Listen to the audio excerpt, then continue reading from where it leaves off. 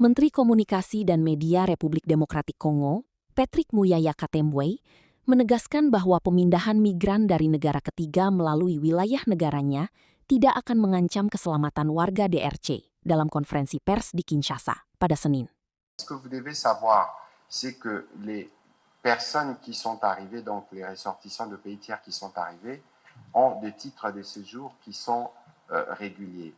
Et d'ailleurs, à travers les organisations internationales qui collaborent avec le gouvernement dans ces processus, il y a déjà des contacts avec leurs pays respectifs.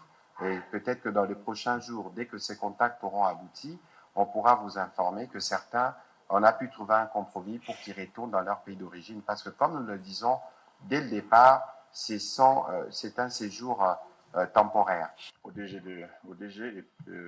permettez-moi de les lire et puis d'entrer dans les vies d'ici.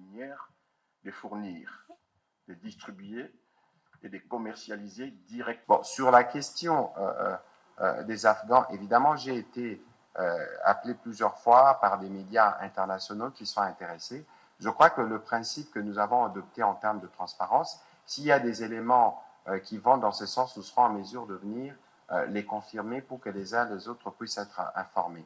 Ici, je tiens à rappeler qu'il faut éviter de s'aimer la peur dans notre opinion.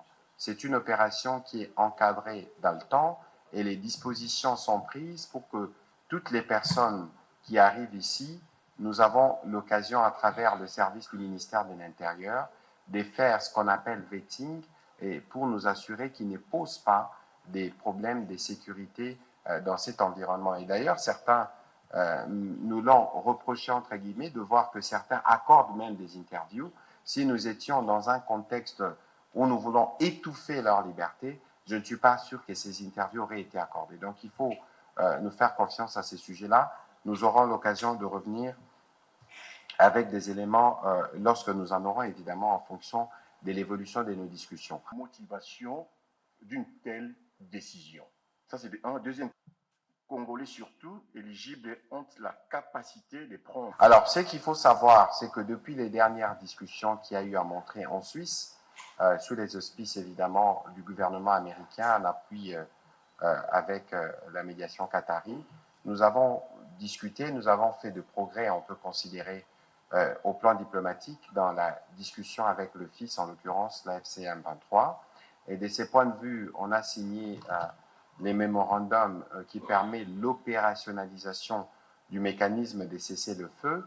Une réunion est prévue demain, justement, pour discuter d'une éventuelle date qui permettra de faire la première mission de ces mécanismes qui devra permettre d'avoir un dispositif qui vérifie les violations des cessez-le-feu sur le terrain. Je voudrais ici faire le relais des différents communiqués de l'armée que vous devez avoir vus. Ça veut dire que pendant que nous sommes engagés dans un processus de paix où nous discutons, mais le père et le fils, en l'occurrence le Rwanda et la FCM 23, continuent les agissements sur terrain spécifiquement dans les hauts plateaux, mais nos forces armées sont pleinement mobilisées pour contenir toutes ces actions. Je dois rappeler aussi que dans les prochains rounds des discussions qui sont prévus, il y aura des points qui seront abordés, notamment sur le protocole humanitaire qui, pour nous, est prioritaire. Il faut arriver à trouver un compromis qui permette l'arrivée de l'aide humanitaire pour nos populations qui sont bloquées par cette situation. Je rappelle ici que depuis le 30 octobre de l'année dernière, autour du président Macron, nous avons agréé sur un certain nombre de priorités qui doivent nous permettre d'agir pour appuyer nos populations qui ploient sous cette occupation. Mais vous connaissez d'où viennent les blocages et je pense que dans les jours qui viennent, dans le cadre des discussions qui seront faites, cela sera déverrouillé.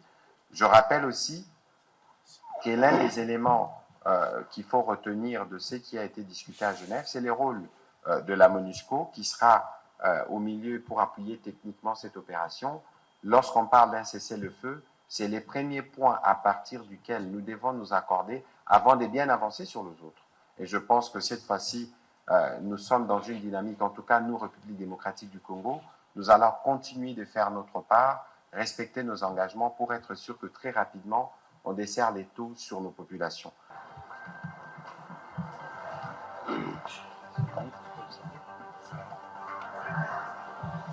Jelajahi cara baru mendapatkan informasi. Download Metro TV Extend sekarang.